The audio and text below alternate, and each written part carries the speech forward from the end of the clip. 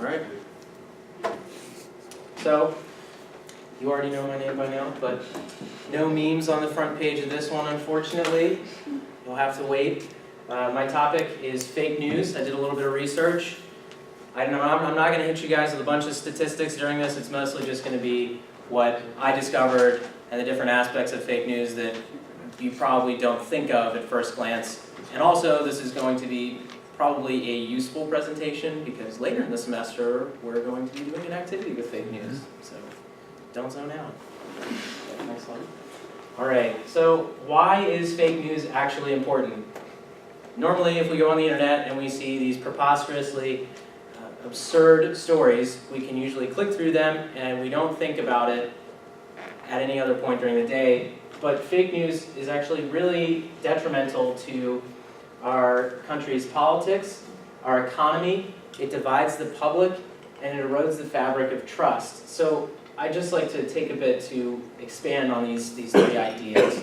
So when I say it divides the public, the chief goal of fake news, in the instance that I'm describing it, is being used as propaganda. It's used to polarize people.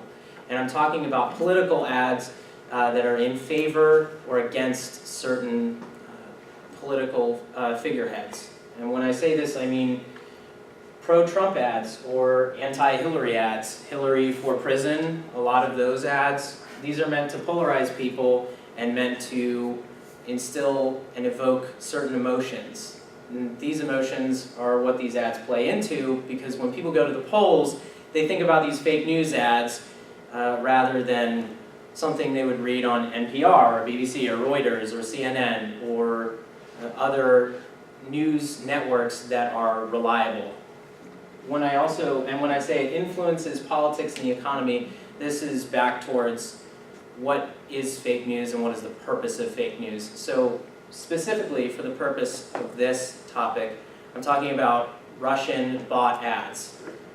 This is already highlighted as a problem recently, as being brought forth by the government to companies like Facebook, Google, Twitter, in recent legislation to attempt to stem the flow of these fake news articles, because it has been shown that these articles can have a drastic impact on how we view our politicians and how we view the governing politic and the body in which we form our opinions and our thoughts and our ideas and how we express those ideas as well.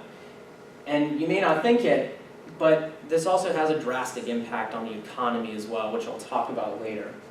And when I say that fake news erodes the fabric of trust, what I mean here is that we have a natural trust in our news agencies and our journalists to provide us with true information.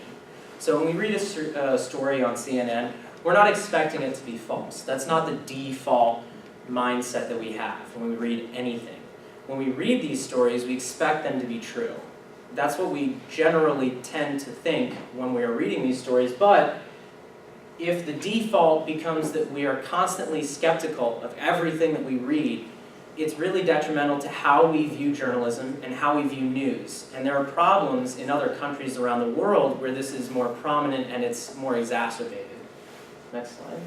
So first, I'd like to talk about the fake news problem in the US. So according to the Columbia Journalism Review, so you can see where I stole this image from, nearly 30% of all fake news traffic could be linked back to Facebook. That's true for only 8% of real news traffic. So really, what this says is that Facebook is spreading fake news compared to real news at a ratio of 3 to 1. And when you think about that, that's crazy, because we're not even considering companies like Twitter in here, or Google. And it's really detrimental because Facebook recently reported that 3,000 Russian bot ads to Congress, and they were mostly pro-Trump. So we can see the sort of political bias here that maybe Russia had some sort of interest in ensuring Trump's election over Hillary's. We don't really know this. The investigation's still ongoing, obviously. But what we do know is that Russian bot ads did make it into the viewing content of American public when they were using these apps, and it did, in fact, have an impact on the elections. It's a measurable impact. And when you really think about it, 30% of all fake news coming from social media is really alarming because a lot of people increasingly are using social media as their main platform for news. The first thing that we do when we go on our phone is likely check Twitter or we check Instagram. I think you would be very hard-pressed to find someone who legitimately uses the news app on their iPhone as opposed to Facebook or Instagram or Twitter. Most people tend to read these because it's easy, fast snippets of information, or what we would consider in politics to be sound bites. Something that you can look at really quickly and make some sort of judgment off of and then not think about it again. But really, what's going on here is that the people behind these fake news scandals and behind the fake news ads, they know this. They know that nowadays we are less patient with what we're reading and we're more focused on getting as much information as fast as possible, even if it's at the expense of whether or not that information is true.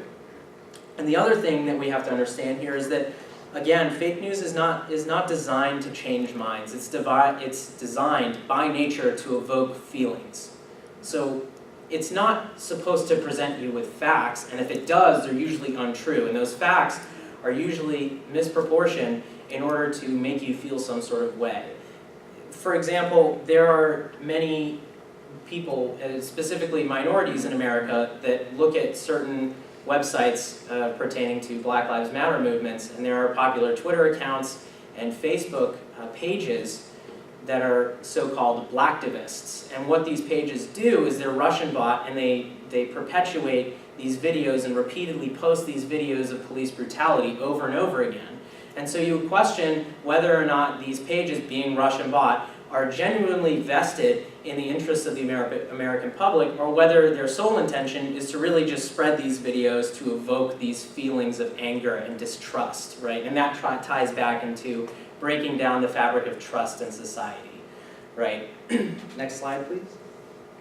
So the next thing I'd like to talk about is fake news and finances. So there's not an obvious connection here when we're talking about how fake news really plays into the financial world and economics. You usually would think of the social impacts of fake news, and while that's very true, there is a real danger lurking in the new fake news crisis, mainly in the form of destabilizing the stock market. And I'll get into that in a second, but what I'd like to talk about first are the fact that most investments these days are managed by bots or AIs. So when you buy stocks or you engage in the stock market, most of your investments are being managed by bots because stocks change so fast these days that in order to keep up with them, these companies, these investment firms, they use these bots to keep up with the changing stocks. And what they do is they have these AIs go through the internet and read internet stories. And if you have fake internet stories that are slandering companies or purporting fake news about certain companies like the automobile industry, and if they're saying that some automobile company has been faking its EPA ratings, then it would drive the stock down. But if that's a fake news article, you would be tempted to sell stock high, even though it's not true and it's later proved to be false. So it can really destabilize the economic situation in the stock market. And furthermore, this plays right back into breaking down the fabric of trust, because what it really means is that people don't trust the results that they're getting in the stock market, and that leads to uncertainty. And in a capitalist economy, which we chiefly are, we're a mixed market, but we're primarily capitalist, uncertainty breeds conflict in capitalist society, because the uncertainty in investments makes people hoard money. And when you hoard money, you're not investing. When you're not investing, those companies don't get to spend that money, and the money doesn't come back to us as consumers, right? So our economy relies on us consuming, and if we're not confident in our consumption, then it really leads us into an economic down spiral. And again, think about it. Russia is the chief country that is in charge of buying these ads and selling these fake news stories on the internet as real. So this really, what I found it to be, is a troubling continuation of what seems to be the Cold War. Essentially an economic battle, an economic struggle. And this goes right back to destabilizing the stock market, and the Cold War was chiefly a battle of economic principles. And it seems that in the 80s, we believe that capitalism won, but it seems that Russia has figured out a way to destabilize our economy to some extent, and also our political system. Next slide, please. All right, so now we'll talk about some especially troubling circumstances for the country of Ukraine, which, as you can see, is just oh so luckily right next to Russia. So we can imagine the amount of fake news that they have inundated in their society. And in fact, I've actually spoken to someone from Ukraine, and he says that they don't actually watch the news networks. They get newspapers occasionally, but they throw them away. Or they use them for fuel or something like that. They don't actually read news because no one trusts anything they hear or they see or they read.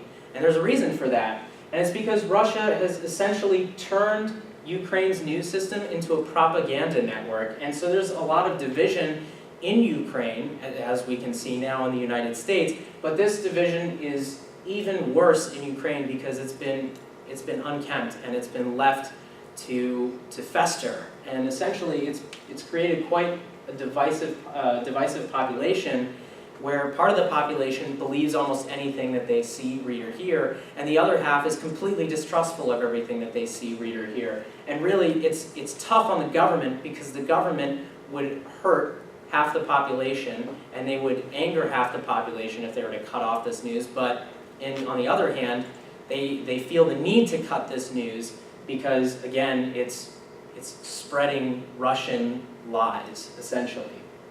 And so we have these programs like Stop Fake, which is an organization that was created to educate the Ukrainian public on what's real and what's not real. But again, if you question everything, there are people that don't even believe Stop Fake because they think that initiatives like these are really just underlying, they're really just, it's Russia that is creating these initiatives, and these initiatives are really just another symptom in the larger problem.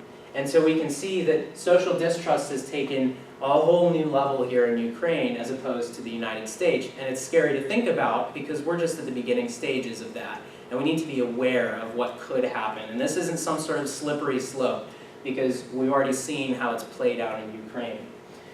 The other thing I'd like to talk about on the bright side is Italy and Facebook. So recently, Italy has been in the talks about introducing a program in which it would take educating its students about fake news to the next level, in that they would be essentially contracting companies like Facebook and Google to help them educate their young students about how to tell what's fake and what's not, how to check your sources, and basically deputizing these kids on how to detect fake news and report it. And that's interesting because it's one of the first times that we've seen a large American corporation, again, Facebook has already done this in China economically, but Facebook going into Italy, a Western European country, and actually on a national level being essentially contracted by the government to educate its youth. So it is interesting to say the least, but a lot of lawmakers are saying that this is a step in the right direction. Next slide.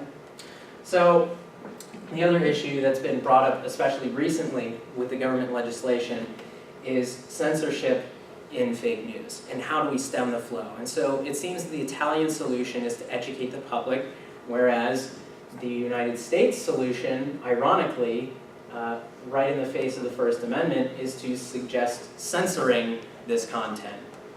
So companies like Google and Facebook have been in the talks recently with the government about whether or not they should censor and whether or not they can. Again, they say they can't censor these things, but I'm not sure personally if I believe that. I think it'd be pretty easy to censor these. And really what they're in the talks about is using an AI, and so that brings another level into this, in that we have an AI systematically going through and eliminating documents and eliminating articles that it believes are fake if it can fact check them. And so the censorship is essentially scary to some people because it looks like a slippery slope, and that where do we draw the line with censorship? What is deemed content that should be censored or should not be censored? Where do we draw the line in this? Do we draw the line at stuff that's supposed to be satirical, like Onion articles? If enough people read the Onion and believe it to be true, does that mean it's fake news? Do we then censor that whole media, right? And some news networks like CNN have even suggested that the problem isn't that we should censor, or the solution isn't that we should censor this material, but it actually calls for better curation. And other people, in the face of this suggestion, have criticized it by saying, isn't the act of curating what we are and aren't reading a form of censorship in and of itself? And so that begs the question, again, where do we draw the line? And it seems that the solution isn't necessarily so clear in the United States yet. Next slide, please. All right, so I just wanted to quickly wrap up before I end my presentation. So the takeaways that I see from this are that we should be aware of the changing political and economic landscape that we live in today. More and more are we becoming reliant on technology to get ourselves information and to make decisions about the world around us. And I think we should be cautious about that going forward. Again, to highlight the importance of this, we can see that this is already an international issue that other countries have taken responsibility in addressing. So we know that this is a very important issue, and this isn't something that we should simply shrug off.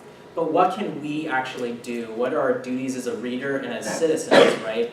So this is a very personal question, because this isn't something that you can draw a line in the sand for. This isn't a very easy topic to address, and it's not a very easy answer, and it doesn't seem that there's a clear answer yet. But so far, it looks like countries like Italy seem to have the right idea in educating their youth and educating people on the dangers of fake news and making them aware. And it seems that one of our primary duties as being responsible citizens is to have a healthy amount of skepticism and to actually educate ourselves on the issues of fake news going forward, because I can guarantee you that this is going to be an issue again in future elections. Maybe not the midterm elections, because again, voter records for Americans are pretty dismal already, especially in midterm elections. But I guarantee you, in the 2020 election for president, this will continue to be an issue. And I don't think it will be solved by then, and I don't think it will be solved by 2024 or 2028. But it's definitely something to be aware of, and I think that being aware of this issue is probably the best defense against it.